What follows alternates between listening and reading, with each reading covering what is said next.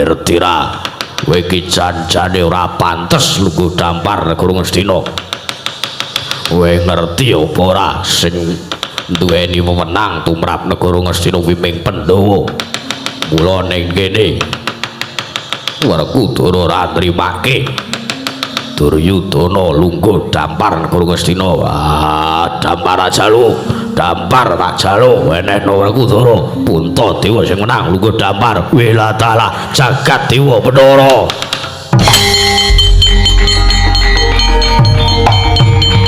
Dimas Werkudara mengko dhisik lah kok teko Si Adi duweni uni kanggo yo mangkono sabab Si Adi lagi wae mungkur ngandhake sartane nganti lawan Wadyabala saka Negara Ngastina kinen bedah Negara Ngamarta lah kok Si Adi bali mrene malah arep ngrebut kedampar kencana Negara Ngastina sing dadi nyatane wae aku ora seneng kowe lungguh dampar Negara Ngastina aku ora seneng kowe dadi ratu ning Negara Ngastina mergo kowe iki wis ngrebut kowe wis wani ngrebut wewenange Pandhawa nggone duweni Negara Ngastina Wilatala jagat dewa Bathara Dimas Werkudara teko licik ucapmu licik panggraitanmu Si Adi mau ngucap yen to Si Adi njaluk Wadyabala segelar sepapan kanggo bedah Negara Ngamarta bareng Negara Ngastina wis komplang Negara Ngastina wis suwung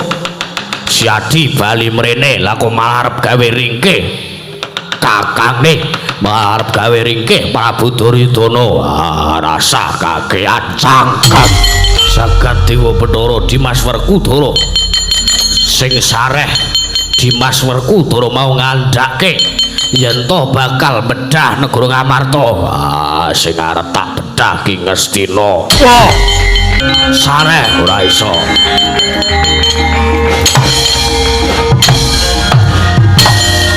wah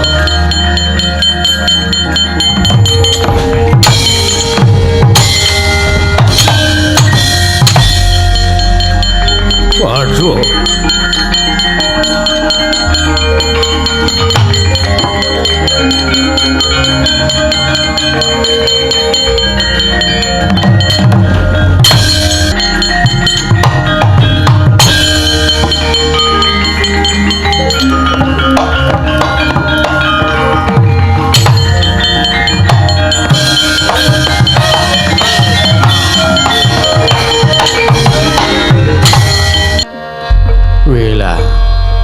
lagi wae aku nglakoni tapa mongko gor golek yen ning endi dununge lah kok iki malah prapta ning pertapan Kendali Sada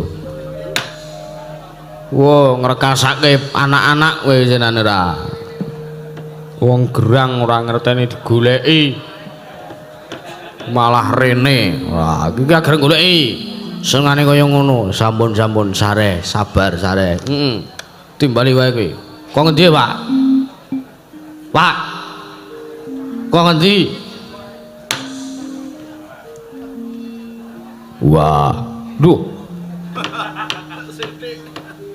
Adik biasane kowe iki wangi dawa kok. Sithik ora apa-apa, penting krasa. Oh.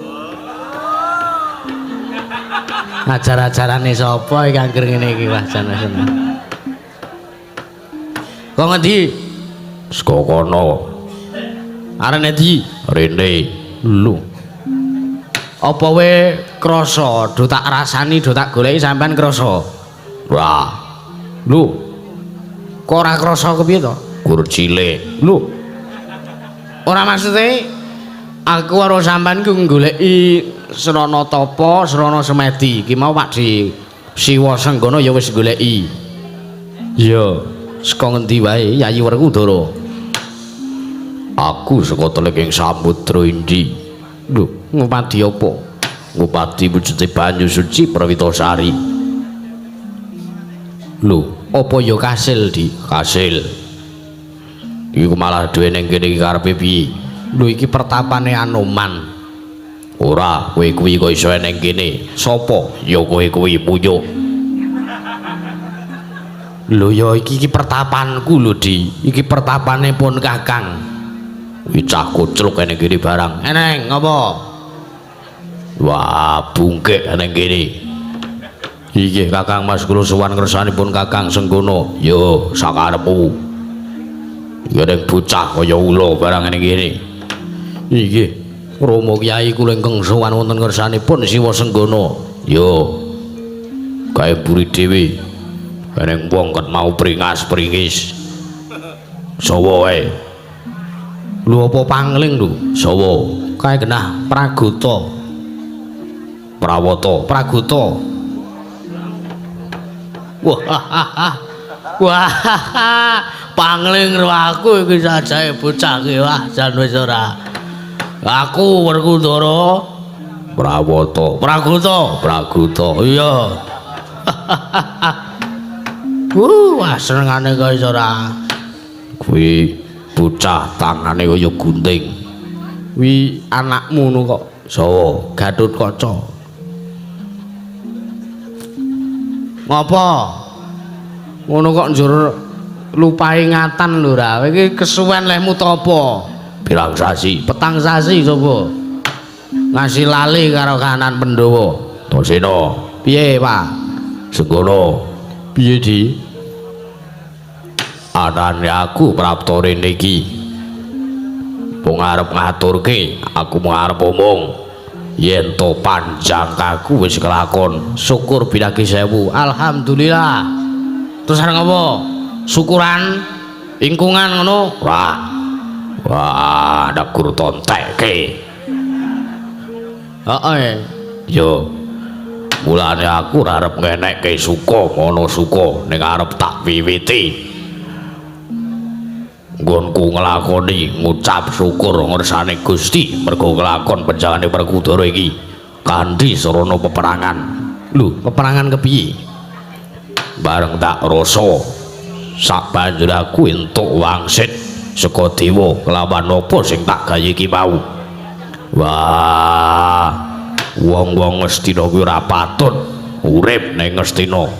Kurawa ora patut urip ning negara Ngastina. Sing jeneng Duryudana ya kakangku Kurupati kae ora patut lungguh dampar ngedangkrang sila tumpang kendangan denggul ning negara Ngastina. Mulanane aku prapta mrene aku ngrumangsani sing iso nulungi aku ya mung Senggono kakangku. Malah pasang yudha katuju nginu. Cah-cah kucruk dene iki. Ya banjur karepe sadi piye? Negara Ngastina arep tak bedah. Negara Ngastina arep tak bedah ijen. Sing arep ngewangi, ngewang ngono. Sing ora arep ngewangi wis ora sah melu. Wah, bedahe ijen negara Ngastina. Wela dalah. Mengko sik to Werkudara. Kono ngopo kok si Adi teko tanpa taliwara duweni pambegan sing kaya ngono? Senggono. Piye, Di? Kowe ngerti ora? Wah, mula tak omongi. Wong-wong Ngastina wis tutuk ora kemul kamukten negara Ngastina. Ngerti yo? Duryudana kae wis ora pantes lungguh nek dampar negara Ngastina. Pokoke kala semono negara Ngastina kuwi sejatine darepe para Pandhawa. Ora sah kakehan cangkem, ora sah kakehan gunem sing tanpa guna. Sing gelem ngewangi Werkudara ya do melu. Sing baku dina iki Werkudara bedah negara Ngastina ijen. Wela dalah disare, ora iso sare, arep budal dhewe au.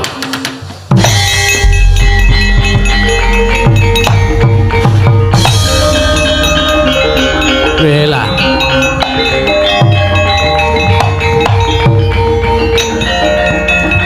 Sare.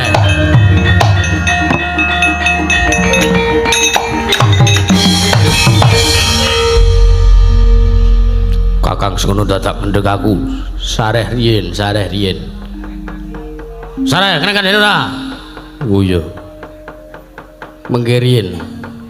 Kula suwun lancur-lancur Pandhawa sedaya ingkang lenggah wonten mriki sampun nderek kelawan menapa ingkang dipun pikajengaken kelawan pun Dimas Werkudara. Sebabe piye? Mangke riyen to. Panjen leres kula ugi mangertosi kula piyambak ugi mireng kondhangipun bilih negari Ngastina menika sejatosipun darebaing para Pandhawa nanging nyuwun sewu. negari Ngastina menika badhe saged dipun suwun dening para Pandhawa benjang menawi lampanipun Bratayuda perang gedhe perang ageng Bratayuda Jaya Binangun mboten saged sarana peksa sak menika. Ayo kempuh piye karepe kae? Awit menawi ngantos dipun lampahi perang ngrebat dampar negari Ngastina wekdal punika ugi tartentu menika sarananipun nampyak awur-awur awit kula menika mangertosi nadyan to kula menika sanes sinten-sinten nanging perang ageng Bratayuda menika mujudaken perang suci ateges mboten nampyak awur-awur lan mawi pranatan lan tata krami lan mawi pranatan saking ngersanipun para Jawata. Ya bener wi Mancile Setya kerep melu ngono ora? Mboten Raden. Kula jane yo rada bingung. Ning ora apa-apa, iki kok nggo jajal kira-kira Bapak Werkudara ki iso bedah negara Ngastina apa ora? Keparengipun wis to. Ora sawedi kangelan. Dik, wonten dawuh. Wis ora sawi ringa-ringa. Wayahe negara Ngastina dibedah, iya dibedah. Mangke riyen parawijeng andika saged kula mutaken kula aturi sareh. Wis ora. Wes nek sampean ora melu-melu perkara iki wis ben aku karo anak-anak Pandhawa liyane wae. Paman Setyaki, mboten dawuh. Sagu ora? Saga. Kakang Antarja, piye Dimas? Sagu ora? Sagu. Kakang Gatotkaca, piye Dimas? Sagu ora? Sagu. Pakdhe Praguta sagu. Wah rada wedi aku. Ora do wedi liyane wis sagu ora. Nek do sagu ayo do saiki do budal. Sing baku mbuh kepiye wae carane. Negara Ngastina kudu iso direbut. Ya ngono. Monggo kula dhedaken ning ngono ayo tak dherake. Ayo Dimas untuk sira dherake. Ah, njaluk pamit di Anoman. Kuwi lah dalah kok demeksa kaya ngono.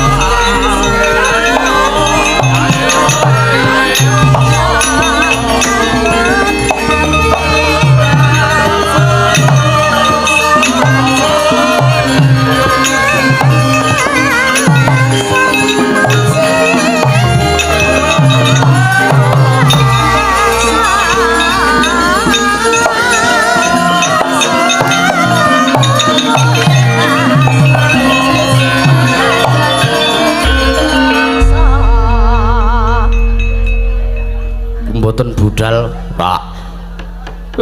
Wedi ya aku kok. Oh. Ha iki cantrik semene iki sing arep bubarke sapa nek ora aku? Oh nggih pun dibubarke mawon. Oh ya.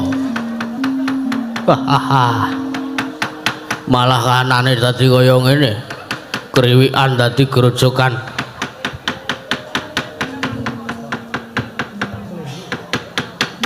Kriwikan dadi grojokan, kekuyon dadi tangisan. Wah, piye iki? Pun mboten napa-napa. Kula malah ugi tak melu mbudalke wadyabala saking pertapan supados nyengkuyung lekasipun Werkudara. Lah ngono wae gampang kok. Dadak eleke ora kena ampyak awur-awur. Wah, isane ming Bratayuda Jaya Binangun. Jare sapa? Wong saiki kelakon wae iso. Ora apa-apa. Sing baku Werkudara kelakon kene bakal gayuh bedah negara Ngastina ijen. Nggih, Raden Praguta. Patih Praguta. Heeh. Rak budale njaluk pamit Kakang Sengkena nyun ngatos-atos tambeng pangestu ya. Wah jan wis ora kadho sagreme dhewe dadi kandhane.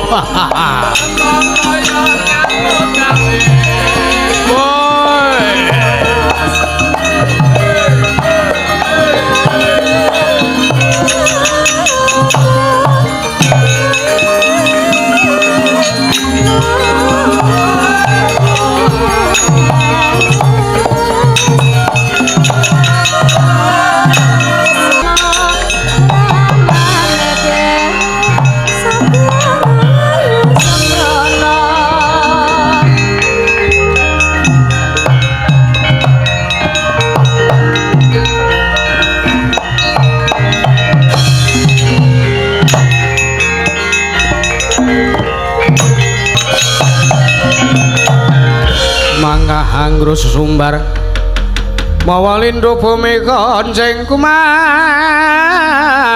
Dukundor katuk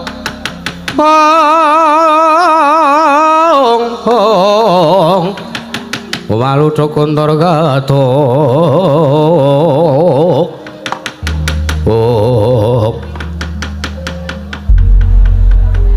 piye sagu to sagu mboten napa-napa ayo ora apa-apa nek kok sampean ngrasake ora ngrasake napa Werkudara sing tekan pertapan kemo kaya udu Werkudara sing asli coba to diteliti apa enek Werkudara kok ngrunge ming wah gurung ngono tok apa enek pun mboten napa-napa ayo nek sing genah kudu Werkudara tenanan ning sing baku ditutke wae sak karep-karepe sak polah-polah Werkudara sing kae ditutke wae nggih nek katen kula kalih jenengan kedah teng pundi ayo ndelok limbuhan sik bintang tamune Sehana karo Klawor nggih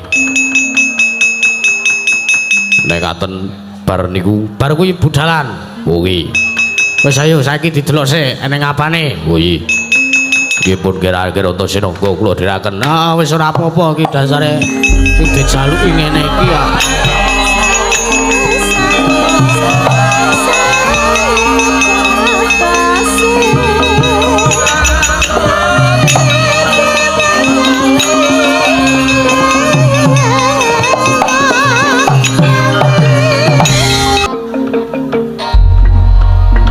Dewa Agung muga ngayom ana praja Ngastina saisine Pamandarya ayo dadi kaget penglira Pamandarya piwah Babaturna wonten dinten menika kula ngawontenaken pasewakan ingkang beneh kelawan adat ingkang sampun Pamandarya Babaturna astaka swala sila bertapa sumarante hawala kula keprikantil butet ing srikur kula anak-anak ning geger estunipun wonten raos bingung salebeting penggalih manahipun ingkang bapa ing Sukalima dinten meniki anak Prabu Duryudana ngawontenaken pasewakan agung ingkang beneh kelawan adat ingkang sampun teka paduka mboten ngrawuhaken anak Prabu Karna Basusina ngawangga nggih nggih kula nyuwun sewu kula niki nggih bingung ning antawisipun jengandika menika adat saben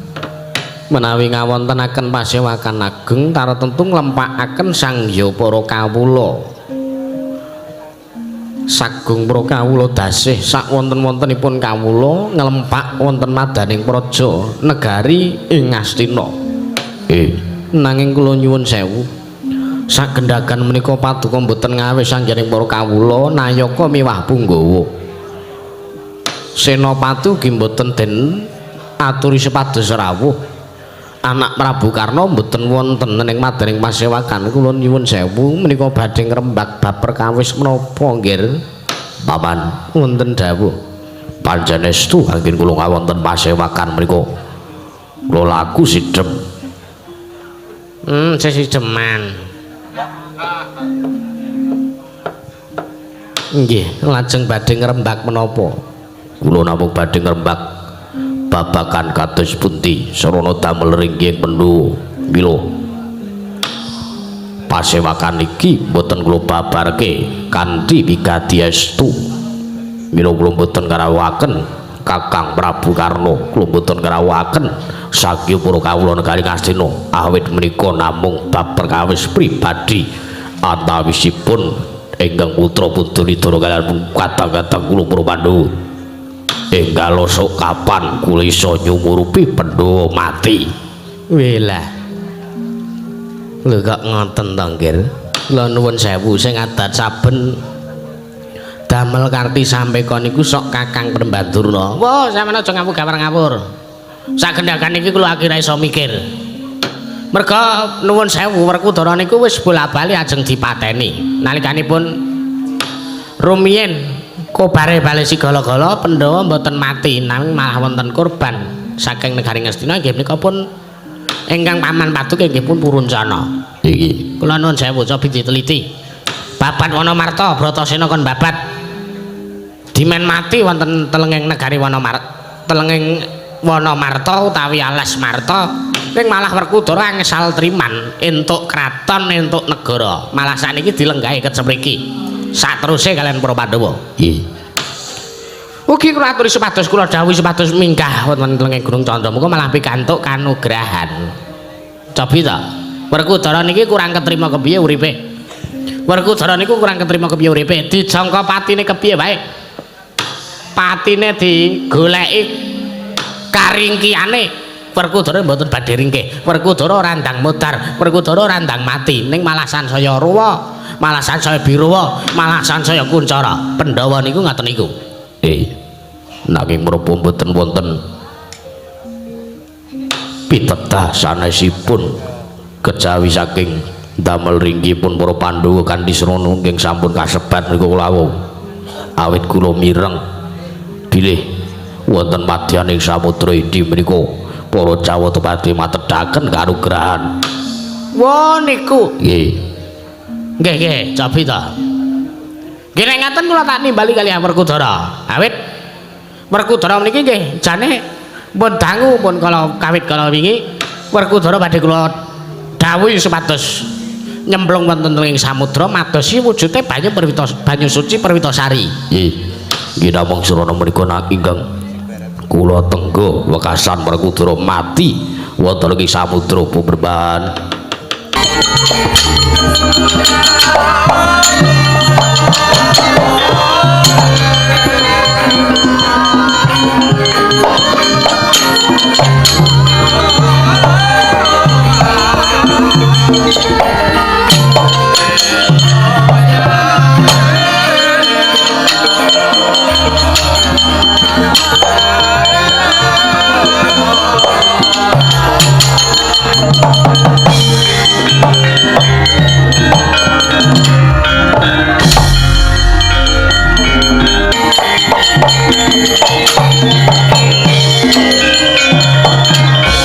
Marare manguswa myo ngambreng-angang kadhe karananing kaswase kesangga gandha wastrat waja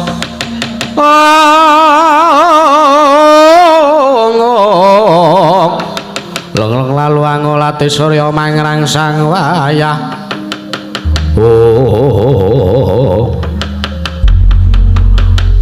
Babaturna wonten dawuh niki palah Werkudara pun papta teng mriki. Oh, Werkudara kowe lagi arep tak jeluki lho, Ger. Kowe lagi arep tak timbali supaya nismane ning negara Ngastina. Wah. Duryudana kakangku.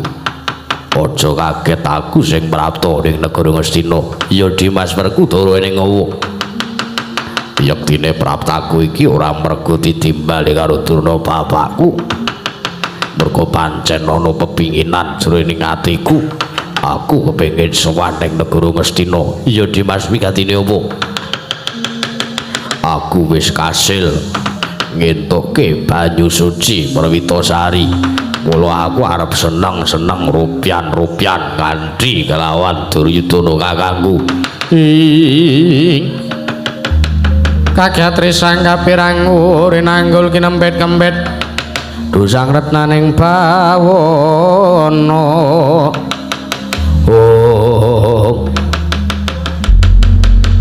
Jagat Dewa Bathara Dimas Werkudara apa pirembakan jroning pasewakan iki mau ora liya mung bakal ngrembug nggone Siadi bakal didhawuhi supaya ning upati wujude banyu suci Perwitasari malah wis entuk. Wah, kowe wis entuk. Wah, Werkudara kowe wis entuk.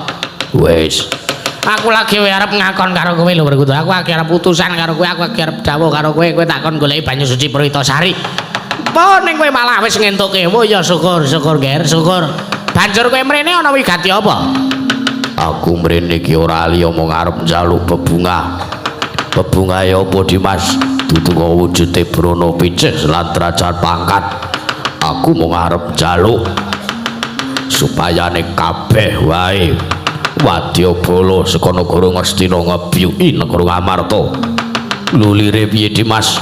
Mergo aku ngrumangsani negara Ngamarta kuwi sing duwe lelabuhan mung Werkudara negara Ngamarta kuwi sing duwe mung Werkudara sebab yen to mengeti yen to ngelingi lelakon babat Wonomarta sing nglakoni ya mung Werkudara Puntadewa ora pantes gedangkrang lungguh dampar sila tumpang gedangan dengkul kula anene Werkudara prapta mrene mung arep njaluk Wadyabala Kurawa bedah negara Ngamarta aku sing bakal lungguh dampar ngecana negara Ngamarta paman dari kados pundi wela to malah Angger Bratasena sing ajeng bedah negara Ngamarta inggih paman kula kados pundi kula malah bingung pun mboten napa-napa niki kesempatan niki dienggo niki malah iso dienggo gawe jalaran gawe ringkiye Pandhawa merga nuwun sewu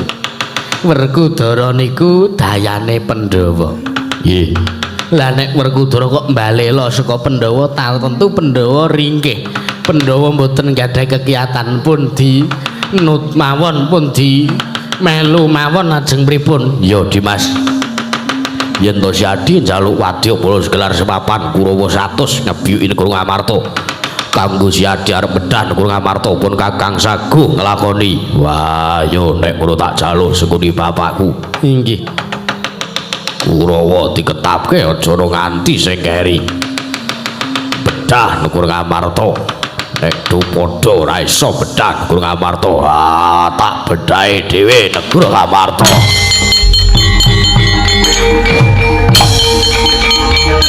lah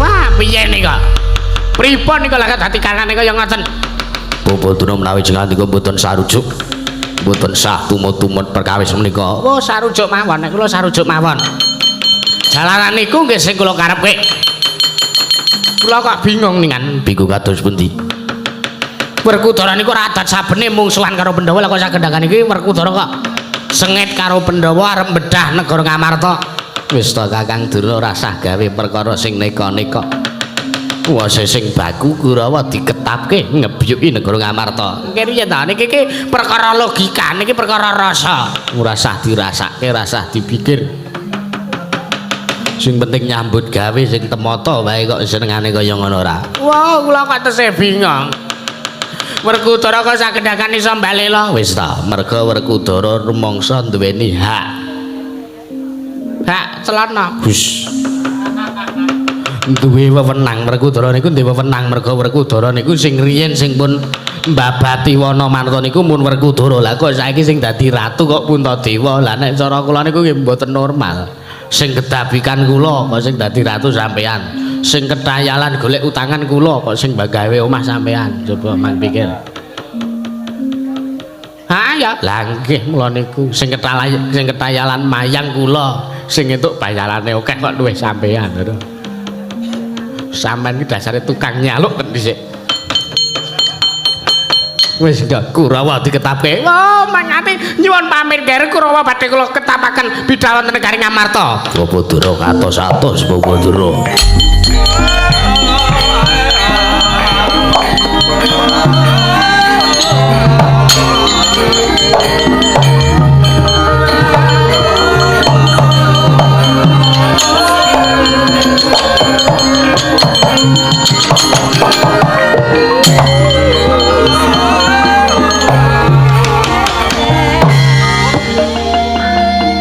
nalika semanten rantak-rantak laku ning Wadyabala Sata Kurawa ingkang bidhal tumuju wonten negari Ngamarta ingkang den pandhegani dening Sang Raden Werkudara nalika semanten ing cipta Sang Hyang Wadyabala Kurawa arsa mbedah negari Ngamarta kocap kadharwekasan Sang Prabu Jaka Pitana mulat saking katebian rantak-rantak lajeng Wadyabala Kurawa saya wadoh tumuli para Kurawa medal saking tapel wates negari Ngastina nalika semanten datan mangertosi kawontenan wonten saklebeting kedaton negari Ngastina sampun wonten wujuding Raden Werkudara ugi ingkang sesingla wonten sakwingkinging pot utawi ndelik nalika semanten jelok damel kaget Sang Prabu Duryudana Wadyabala Kurawa ingkang mapan wonten sak njabaning rangkah negari Ngastina den cegat dening Wadyabala saking pertapan ing Kendali Sada.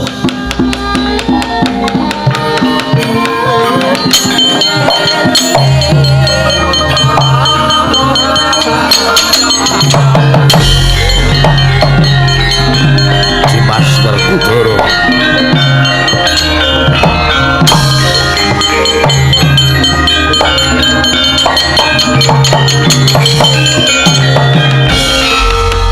ora ngira babar pisan Dimas Werkudara wis bali yen ning negara Ngastina eneng apa Dimas lagi wae telung kedheping meninggal si Adi mungkur saka Dato negara Ngastina teko Dimas Werkudara bali apa ana bab sing keri wah kebelet lu tadi mung perkara kuwi ya Duryudana kakangku piye Dimas Werkudara sejatine lagi pisan iki aku prapta ing kedaton Ngastina lho si Adi lagi wae mungkur saka kene sing kandha sapa wah wertira kowe iki jan-jane ora pantes lungguh dampar negara Ngastina kowe ngerti apa ora sing duweni wewenang tumrap negara Ngastina Wiming Pandhawa mula ning kene Werkudara ora nrimake Duryudana lungguh dampar negara Ngastina wah dampar aja lu dampar tak jalo enehno Werkudara Puntadewa sing menang lungguh dampar Wilatala jagat dewa Bathara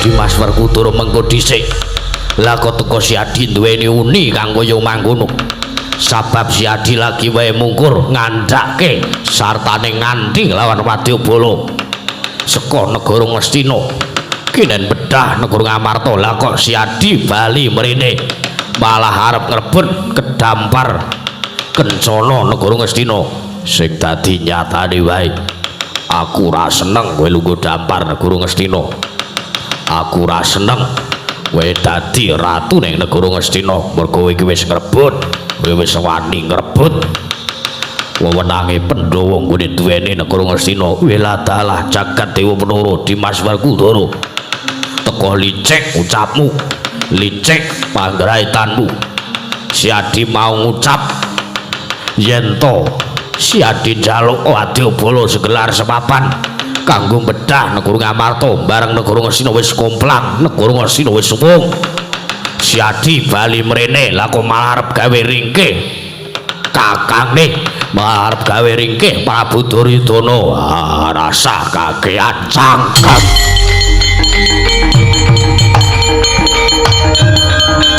wah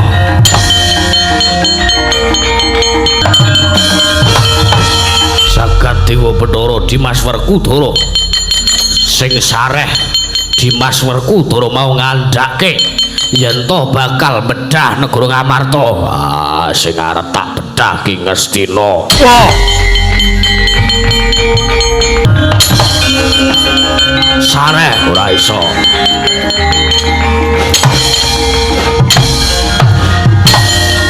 wah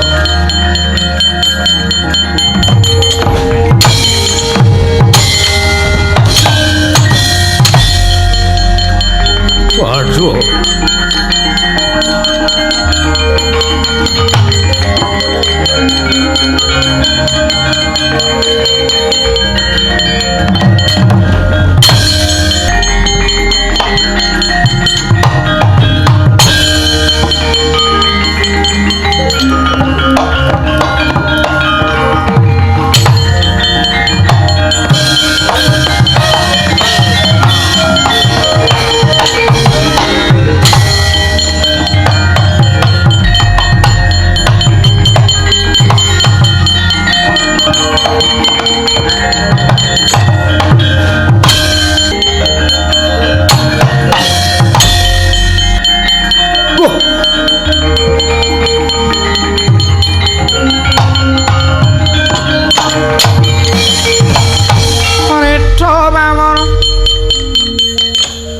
mangawur-awur-wuran tengarane ngacoret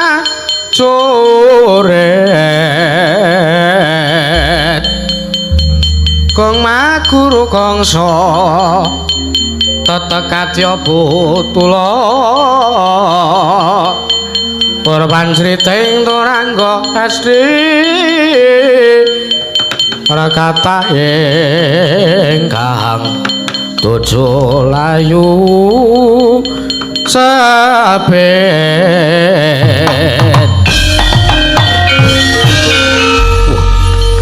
Setyaki ngadang lakuku arep menyang endi arep bedah negara Ngastina lho kowe ora wedi negara Ngamarta dibedah sing kandha sapa Werkudara prapta ning negara Ngastina ngandhake yen to negara Ngamarta bakal dibedah mula lakuku dampyak Purwa 100 iki arep tumuju ning negara Ngamarta arep bedah negara Ngamarta ing jare sapa kowe kandha ngono kuwi wong Werkudara karo aku oh edan kuwi Adadawa Adada Setyaki nesu wah Karta Marma piye apa kowe ora ngerti ora mula tak kandhani wah Werkudara mau prapta ning pertapan Kendali Sada lho piye prapta ning pertapan Kendali Sada wigatine bedah negara Ngastina lho piye to kok malah bingungke iki Kosek Setyaki kosek iki rembuke sing cetha Werkudara mau prapta ning negara Ngastina Werkudara mau prapta ning negara Ngastina arep bedah negara Ngamarta njaluk wadyabala segelar sepapan nggo numpes tapis negara Ngamarta mau Werkudara ning Kendali Sada ngomong piye Werkudara ngomong yen to bakal bedah negara Ngastina. Kosek iki jane Werkudarane ning pira? Bu. Aku diwrawruh sing baku Kakang Mas Werkudara prapta menyang Kendali Sada. Matur marang Kakang Senggono. Sik. Iki wah bingung aku malan. Bingung piye? Werkudara sing cetha arep bedah negara Ngamarta. Werkudara arep bedah negara Ngastina. Ah. Ngeyel. Kowe bocah dikandhani kok ngeyeli Raja Mak. Werkudara arep bedah negara Ngamarta sing genah sing dibedah negara Ngastina. Ah! Oh! Bingunge wis tiyange.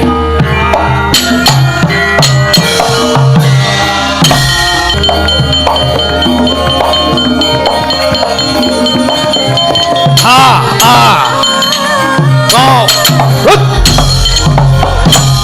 hut,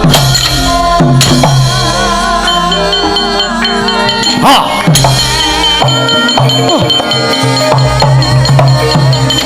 dar,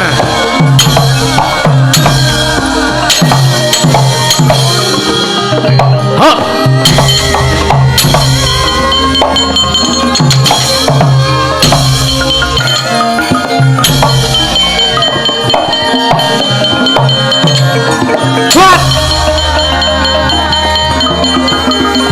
Wah.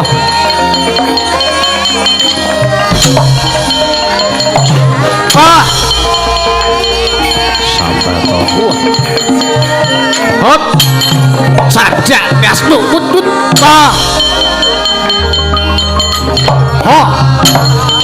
Hot. Kaya.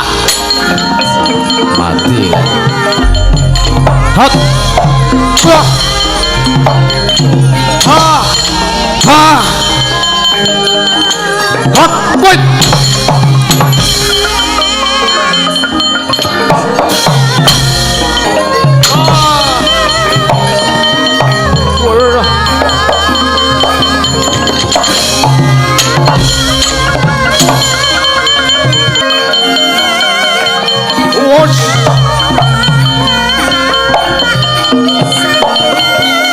Aske.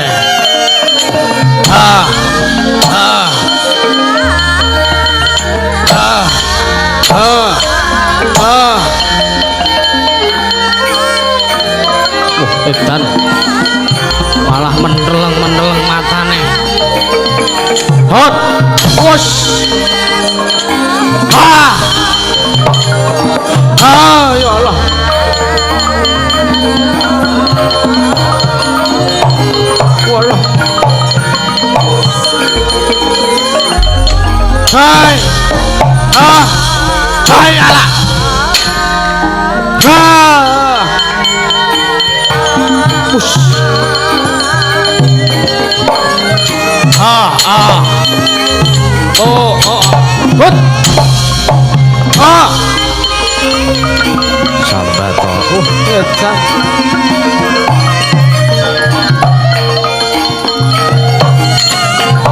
Ah. Hut. Huya. Hut. Hut.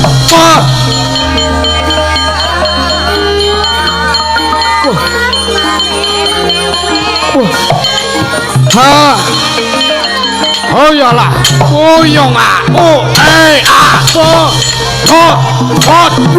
ya. Hut.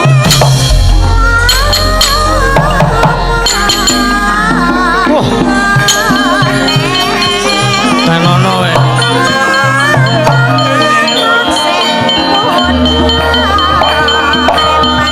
Cok umpak jebol dadam.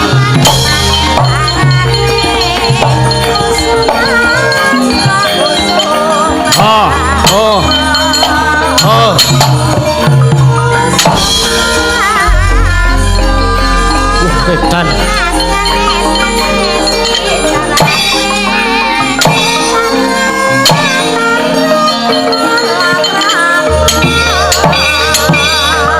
Hut. Awas.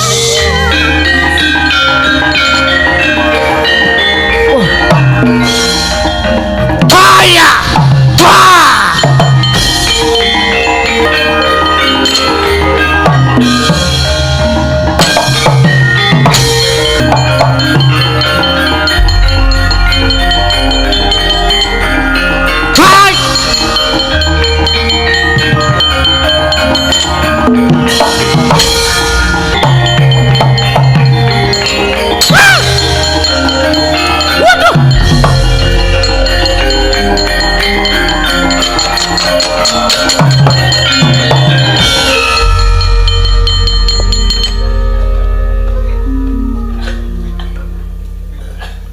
Sebab bocah. Ya ben main motor sisan apa-apa. Ya. Batange delikno. Oh ya. Kok gorene to ki? Ben ngono wae. Ada. Iya ngalah. Ada iki kok ngadeg dhewe ta iki? Apane, Mbah? Iya ngalah. Lho kok pecah. Apane? Sapa sing ngajar aku iki mau? Majelis Setyaki. Oh, sengane ora. Setyaki kowe bodho kowe. Sing bodho iku kuwi. Oh ya wis ben. Aku jan Ayo amuk sromrata sing mrata bagian bodho-bodho.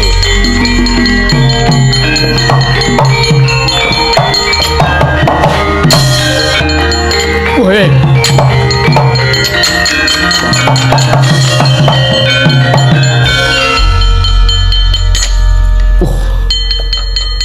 Pripun iki paman? Sembuh. Bapakmu nendi? Enten mriko e. Dinggo malah ditaleni karo bocah-bocah. bocah kok edan. Gorene bapakmu nggih. Kenging napa? Mbah.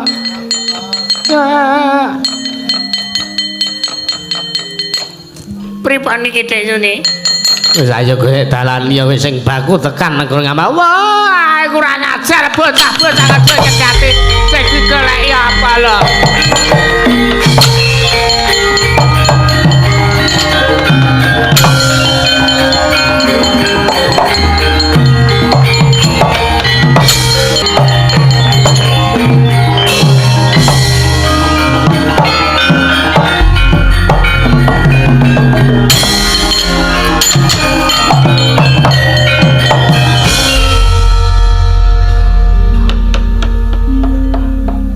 Apa aku iki jare? Wong ki nek bedah negara kudu iso mboyong putri.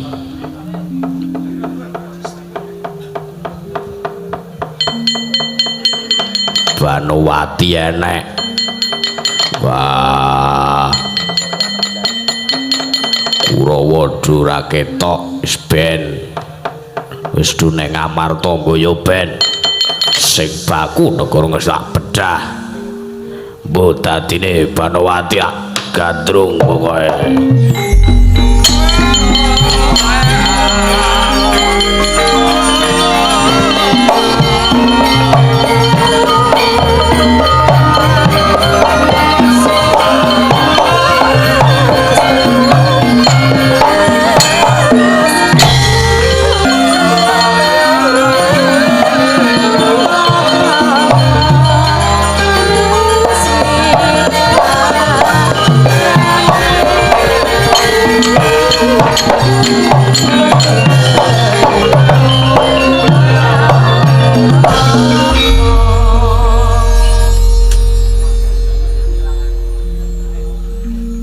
Werkudara kon joget-joget ben Anjay Mara Banowati Bayuku piye kadingaren janur gunung prapta ning Taman Keputren iki ngene yo aku wijane wis suwe seneng karo kowe kasmatane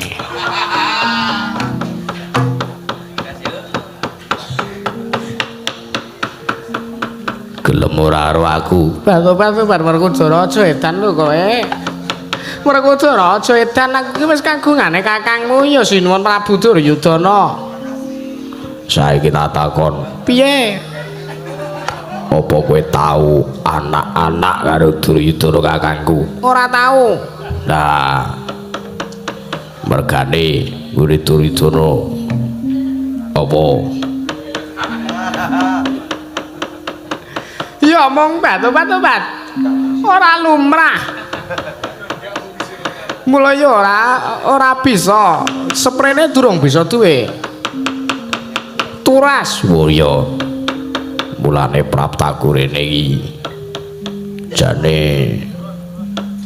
anu ngapa Werkudara aku wis omong aku seneng karo kowe Raden ana aku gah wah bangane karo Duryudana ora anak-anak mung anak-anak Lesmana kowe kocluk kentir petuk ro aku anak-anak ro aku malah anake pinter-pinter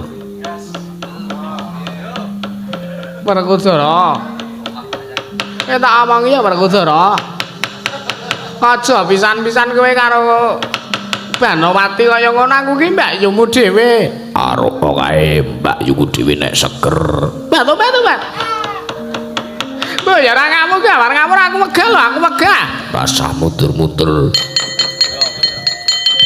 sawangan iki lho apa batu-batu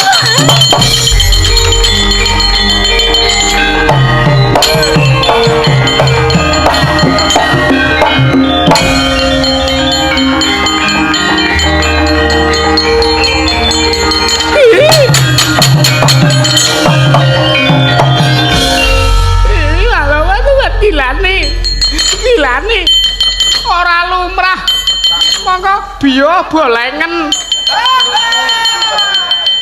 iya kawate gilane Werkudara aja edan Werkudara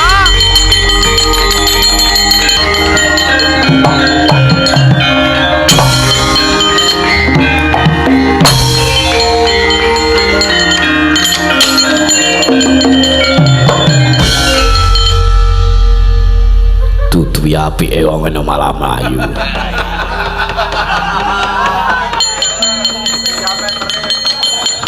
kudune wong normal malah gerayah-gerayah apa kepiye malah mlayu wah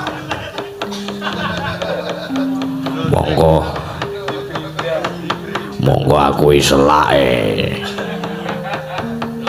malah kaya ngono ra tau ya lekane atiku Banowati Bayuku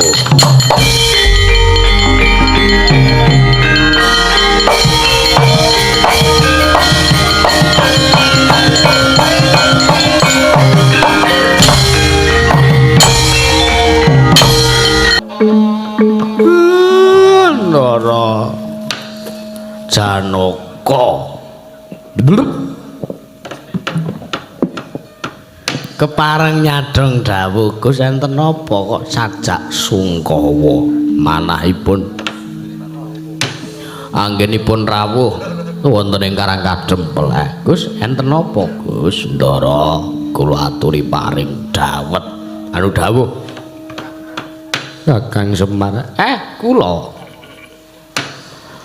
Jroning Tulung Candra iki Kakang Mas Werkudara uncat saka kasatriyan Kakang. Lah kok iso? Napa? Ndara Werkudara mboten nonton, ora ana jernyatane wis Tulung Candra negara Ngamarta kaya dene koncatan Yoni Kakang Semar. Aku bingung kudu goleki Kakang Mas Werkudara ana ngendi, nanging aku krungu kabar pawarta sing ndak tampa binetombok bakul sinambiwara pawarta binandunging Karna. Kakang Mas Werkudara mapan ning telenging Samudra Hindi Kakang Semar. Mula bab iki sing ndak rasa Arjuna kuwatir bab karaharjane Kakang Mas Werkudara jalaran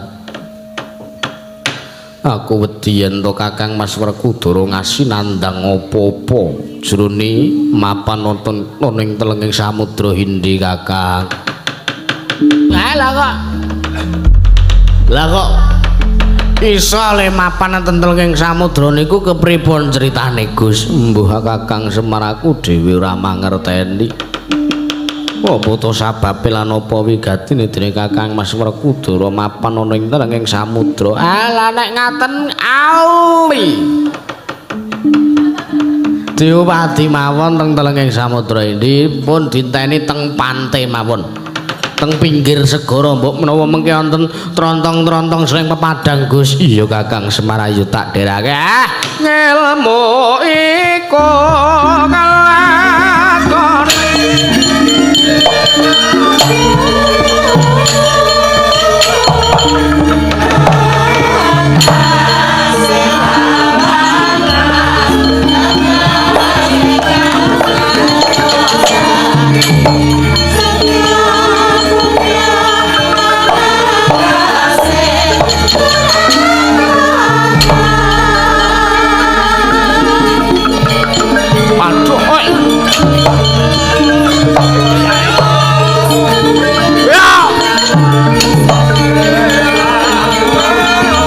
Niwang Agung mugi ngayomi mring Praja Ngamarta.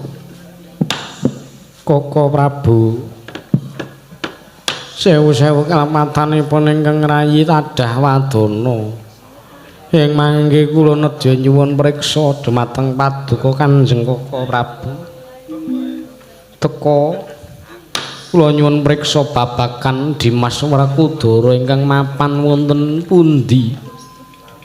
Tumuli Paduka rawuh wonten ing mriki nanging dumadakan tinemunipun Dimas Werkudara sampun wangsul wonten negari Ngamarta Koko Prabu. Jagat pasusaning Bathara wayah Ndara jagat nggih Yayi. Kula piyambak kaget sareng kula nampi nawuh saking Paduka Yayi Prabu Puntadewa. Animbali dhumateng rawi dhumateng piswanipun ingkang ngraka ing Ndarawati. Babakan Yayi Dimas Werkudara ingkang murca teka kula prapta wonten negari Ngamarta. Teka menika pun Dimas Werkudara sampun prapta wonten negari Ngamarta. Criteng kakangku iya. Sing gedhe pangapuramu. Yen to murcaku iki janjane sejatine ora menyang endi-endi. Ya wong aku lunga tapa sedhela. Nanging kena ngapa? Ndak rasa mbarep goleki kelawan aku. Wah, mula aku enggal bali ning negara Ngamarta. Iya Werkudara. Tumuling sak mangke Yayi Prabu, kula sampun pikantuk wangsit miwah sasmita saking ngersanipun para Jawata bilih.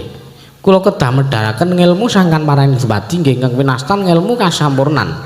Inggih, nanging kula nuwun sewu kula dereng saged medharaken ngilmu menika. Menawi Yayi Arjuna dereng wangsul kondur wangsul wonten negari Ngamarta, mila kula panjenengan nengga wangsulipun Dimas Arjuning Madukara Yayi Prabu.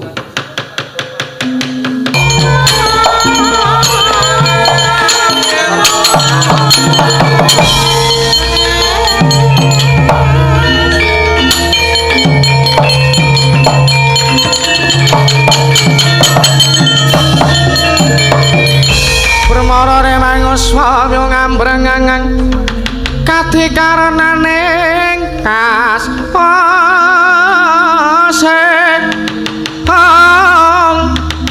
yaneng marga amalatku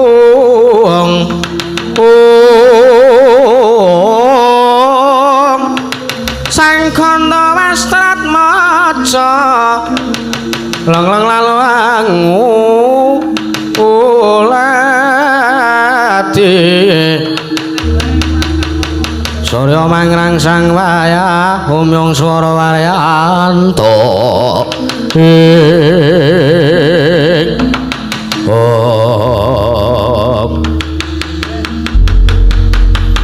Koko Prabu kula malah bingung jroning penggalih. Lho. Menika kok wonten Werkudara kalih Werkudara? Apa? Iki kok ning Werkudara loro iki kepiye? Ah, kok iso ngono kanane iki.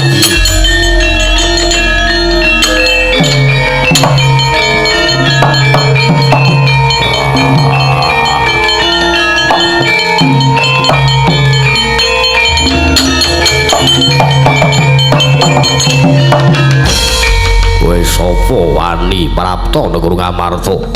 Kowe sing sapa sing wani mapan ing negara Ngamarta? Ayo. Aku ora nrimake Puntadewa.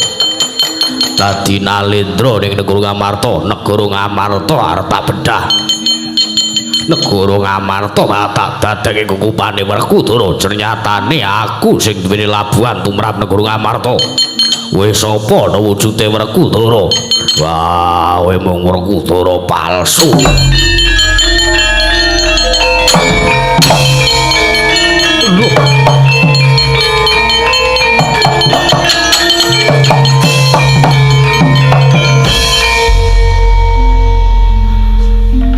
Aduh Koko Prabu kula malah semedot sampun. Yayi Sedewa, wonten dawuh Koko Prabu goleke wedang manas. Oh nggih. Mengko nek malah semaput. Menika Koko Prabu. Ya Dimas Sedewa. Ya dalah perkawis menika ingkang kula ingkang ngrampungi Yayi Prabu inggih kula pasrahaken dhumateng Paduka Kanjeng Koko.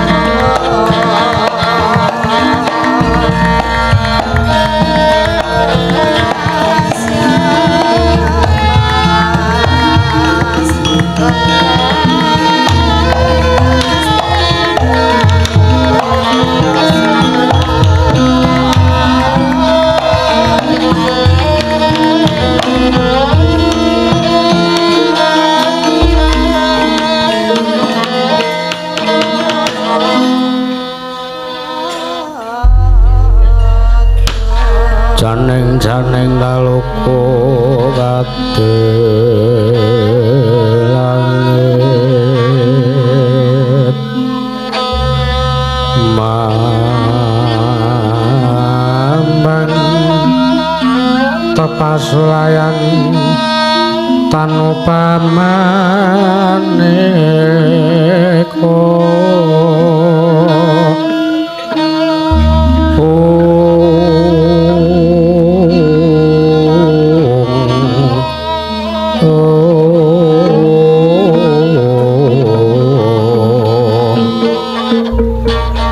lintang surya kusuma yana sumawur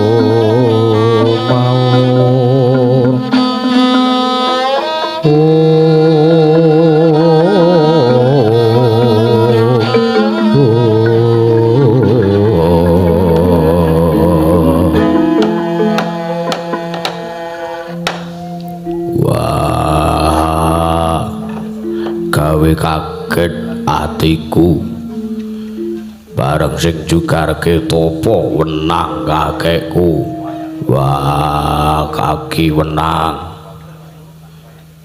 ono wigati opo jugarke kelawan topo Ndeh Werkudara Astungkara sidam sekaring bawana Werkudara ono dawuhmu apa sak temene ulun kang jugarke kelawan jeneng kita laku tapa brata ning telenging samudra iki mau teka ulun kang tinuding lan kita ingkang kudu dadi duta minangka kang kudu benerke pakartine Nayaka Praja sing isih singlar saka kautaman yo lan sing lirwa marang kewajiban mula kang saka kuwi kanggo kekanjinge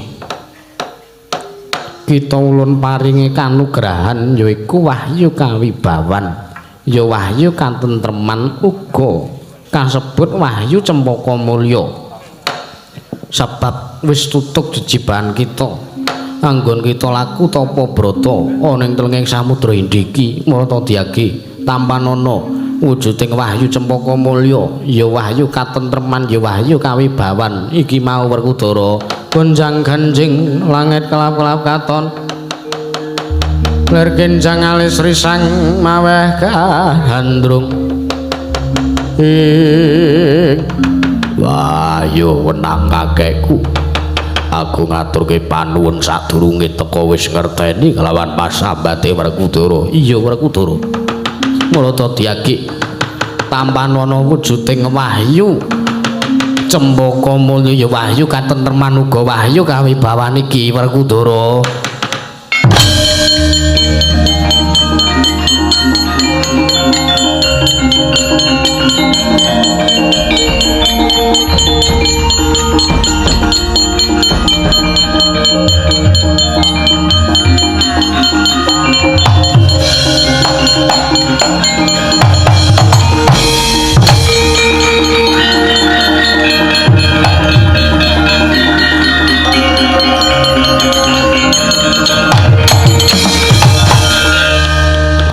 aturke gunging panuwun banjur kepiye seranane lehku arep bali ning negara Ngamarta tingkema netra kita kula kang balekake mengasal mula-mulanira wah yo wenang kakekku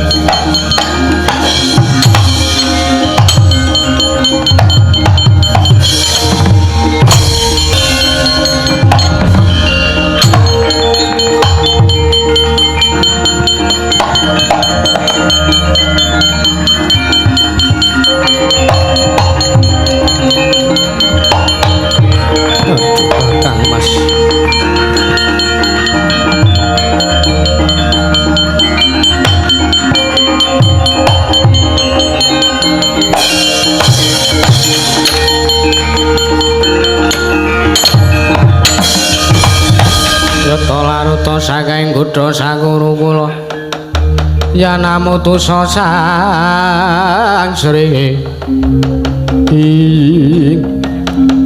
Kakang Mas Werkudara jlamprong iya inggih kados pundi pawartanipun wah kuwi entuk apa sing tak karepke menapa wahyu katentreman ya wahyu kawibawan ya sinebut wahyu cempaka mulya alhamdulillahirabbil alamin wassalatu wassalamu ala asyrafil anbiya'i wal mursalin sayyidina wa maulana Muhammadin wa ala alihi ajmain wa ja'alna minhum bi rahmatika ya arhamar rahimin amin Allahumma ighfir lil mu'minina wal mu'minat amin ya minhum ma'amat amin innaka saming karo bumuji budawat ya qadil kajat subhana rabbika rabbil izzati amma yasifun wa salamun alal mursalin walhamdulillahirabbil alamin assalamualaikum warahmatullahi wabarakatuh komat dole yo gendeng ora iki kenduri kok kenduri piye lingkunge wis dipangan kopir kok nyolong malah kisinan syukur ra apa-apa ndenek mangayu bagya sekedhi jumurung nggih Gus ya Semar nggih pun gek engko kundur tengah marta bat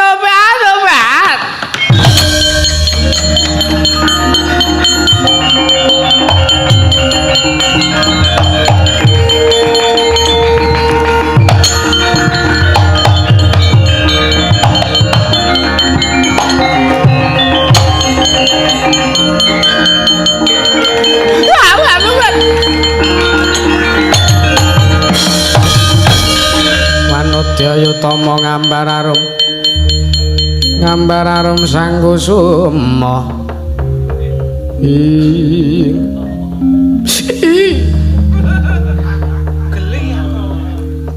batu-batu kok wis nang kene iki lho piye aku dioyak-oyak wae Kakang Mbok Banowati enten menapa batu-batu Janaka kakangmu lho Banowati mbayuku aku ngopo ndak takon batu-batu sapa sing gilane wis ora lumah babar blas bentukane wah Jalaka kakangmu ki lho. Wonten menapa Kakang Mbok? Batu-batu gilani Jalaka gilani. Wis gedhe ning ngungkule. Sing lumrah. Wis teng pleketop batu-batu. Kakangmu ki lho. Aku ngopo? Takon ora gelem ngaku kowe Werkudara ora gelem ngaku. Ndara Werkudara jenengan berbuat napa, Gus? Kakang Semar. Pripun Gusti Ayu? Kuwi lho Werkudara kok pamer ning ngarepku batu-batu pamer. Jarike diplotoke barang iki yo batu-batu dijiki. Sampean kok tumindak ngaten ora. Lah niku nyatane. Wau. Jenengan kapan le di ngoten ki kapan? Batu-batu lagi wae Werkudara nguyak-uyak karo aku. Malah Werkudara wis bedah negara Ngastina. Wah, edan.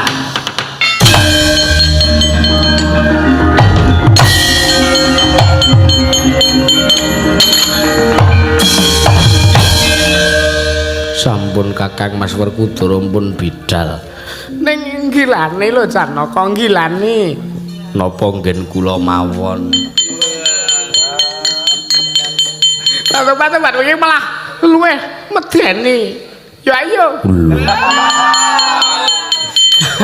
ora wurung atampun Gusti Banowati kek guntur iya Kakang Semar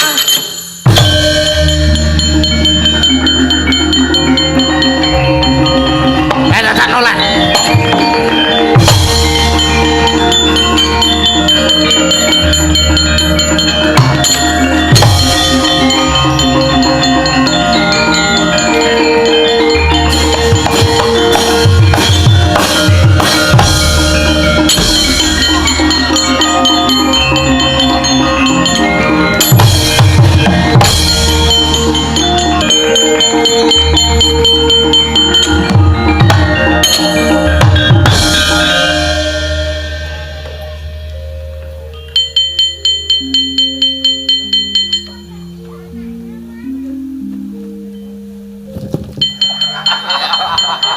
Apa kowe sing apa? Uyak-uyak Banowati. Kowe ning Werkudara, sing Werkudara sejati kuwi aku ora, kowe Werkudara palsu. Ah, ngeyel.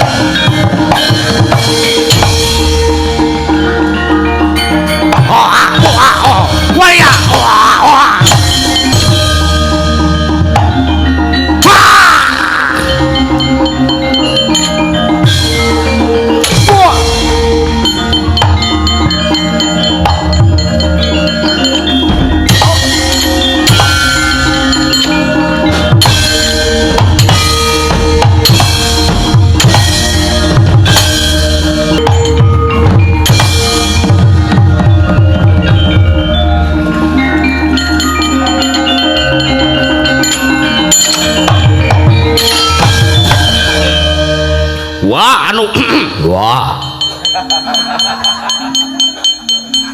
Tan we. Aku to ajar karepmu. Wah.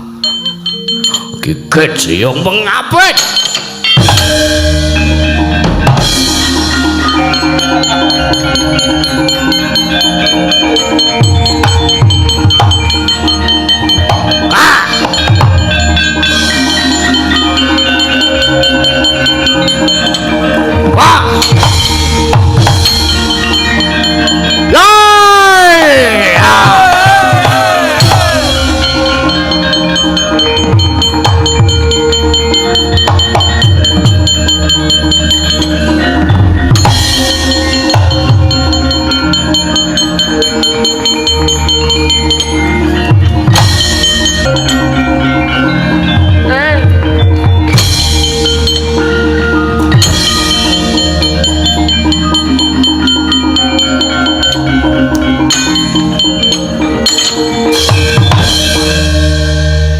Cah kentir.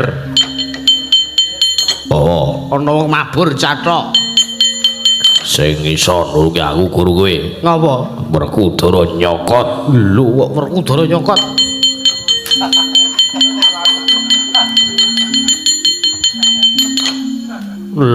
Lho kok kono Werkudara. Kono Werkudara. Lho piye kae?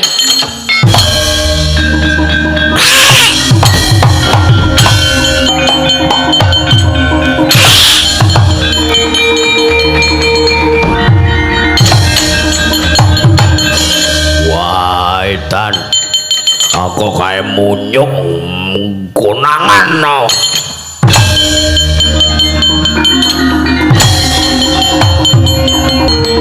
Hei! Wah!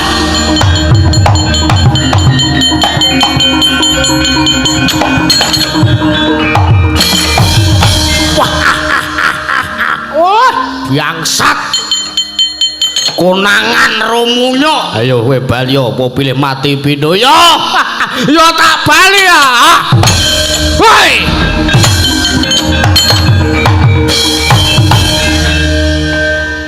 Mula ta mula ana Werkudara kok mambu mayit. Ora lumrah babar pisan. Di bocah kono nggih. Yuk.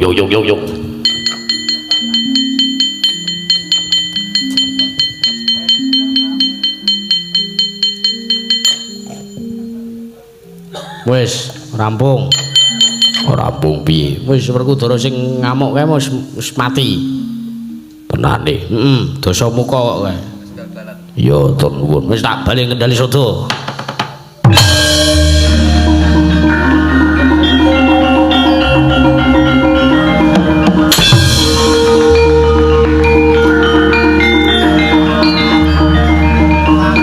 Bles ora.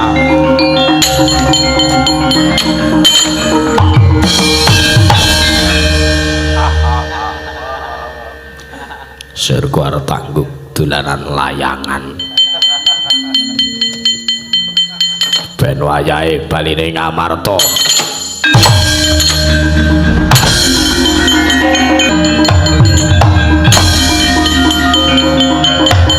Sareh.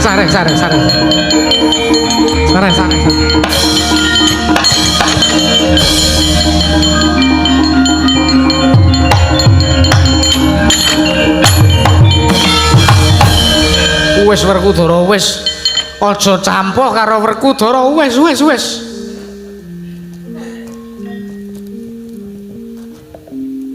Lho apa?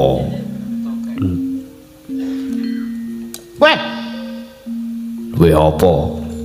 Kae lho Werkudara loro do gelut. Iki ra totale nek telu. Oh iya, Ding.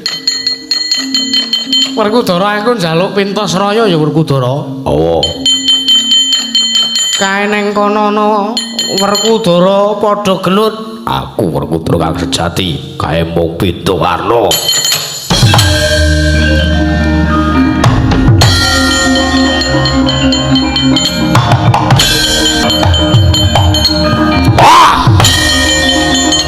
Wah!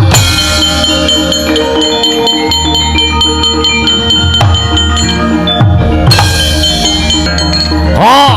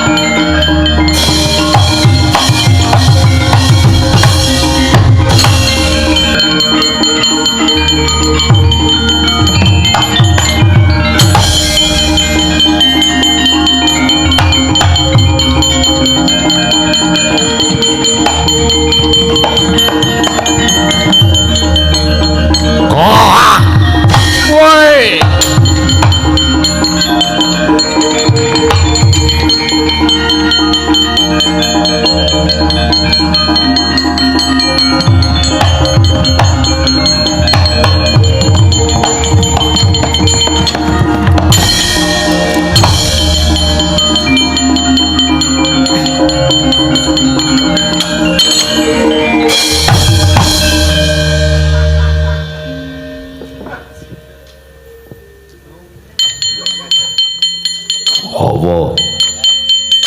Maaf.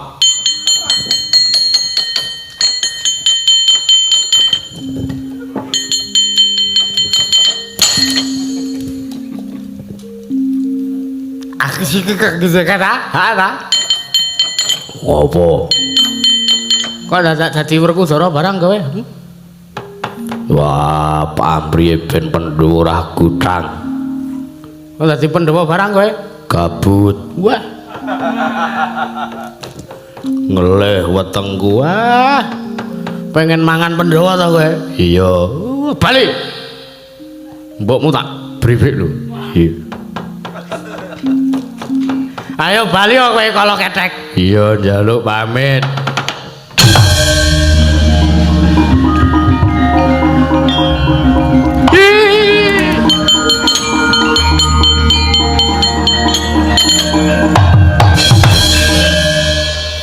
Ngaturke panuwun Bayu bapakku Werkudara iya.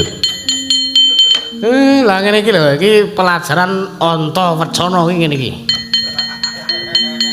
Bathara Bayu ketemu karo Ndara Werkudara, priye lembedakno suarane? Iya. Ah. Wis gek bali. Iya. Ah, wis gek bali. Matur nuwun ya. Iya. Ya. Matur nuwun Bathara Bayu.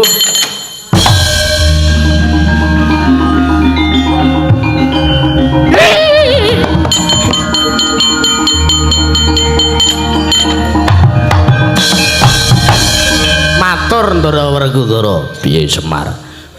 Sinuwun Duryudana dereng mangluwari saking pakunjaran. Mergo mau dikunjara karo Werkudara palsu. Wah, cuk pamit.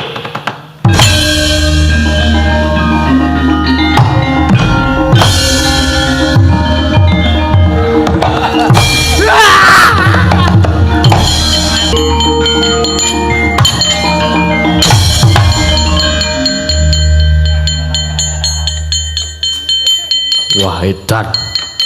Lah kok dadi kanan paku jaran kaya ngene. Duryudana kakangku aku njok kapura.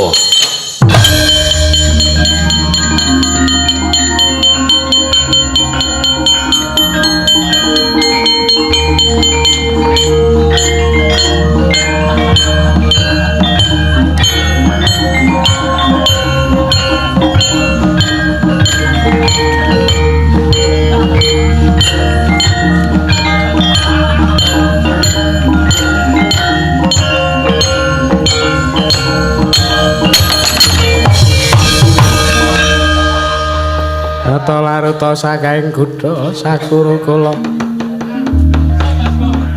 yen namata sang Sri Werkudara ya bedhama apa iki mau oh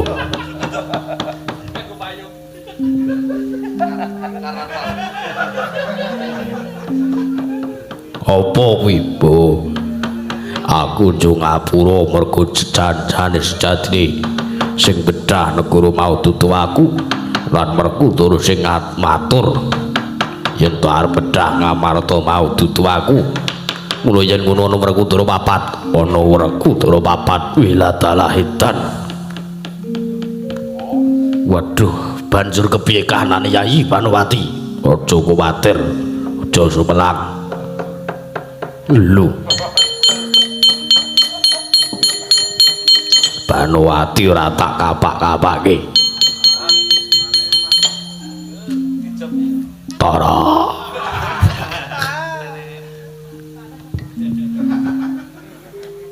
apa nggonmu ya kaya ngono mau Tuh. bantu panjenengane kok iki lho sing Werkudara sing udu Werkudara sejati mau kuwi bantu pamer gilane bentukane teng plekitut mongko ora pantes-pantes kok. Aku jaluk pamit Duryudana kakangku. Ngati-ati Dimas Werkudara.